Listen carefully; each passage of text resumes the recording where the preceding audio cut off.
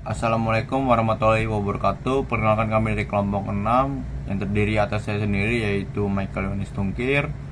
Yang kedua ada Ilham Alim Saputra, yang ketiga ada Rifan Dino Altafaiz, dan yang keempat adalah Abdul Aziz Tegar. Pada kesempatan hari ini kami akan menjelaskan cara untuk menyeleksi ragam informasi sebagai bahan teks editorial. Mulai pembelajarannya kita harus tahu nih tujuan pembelajarannya. Setelah kegiatan pembelajaran ini diharapkan kalian mampu menyeleksi ragam informasi sebagai bahan teks editorial.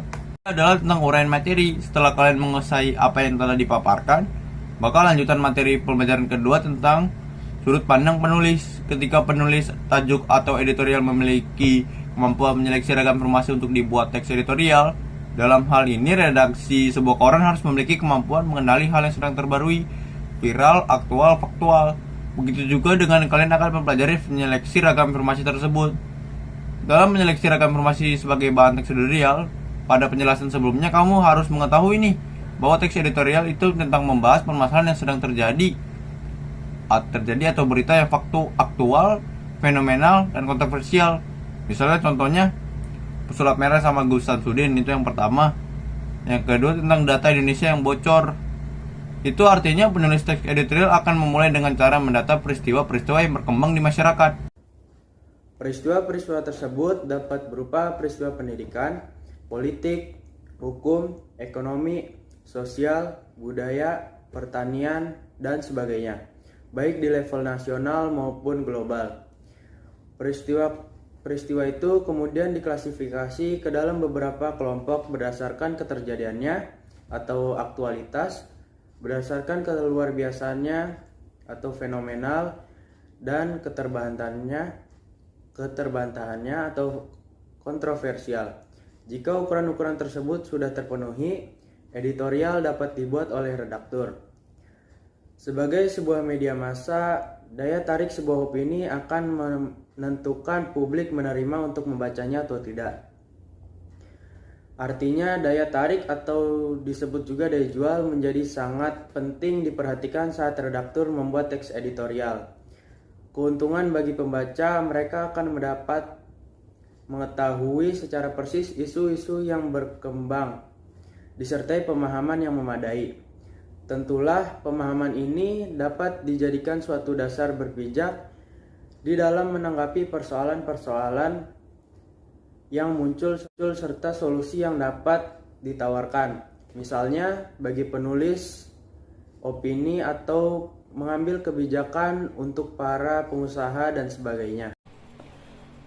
Dengan demikian, ragam informasi dalam teks editorial telah menjadi bagian penting yang diperhatikan oleh redaksi sebuah media cetak maupun elektronik untuk dijadikan bahan penulisan teks editorial itu sendiri. Dengan demikian, cermatilah teks berikut untuk mendalami mengidentifikasi isi, pendapat, ragam, dan menyimpan informasi dalam teks editorial.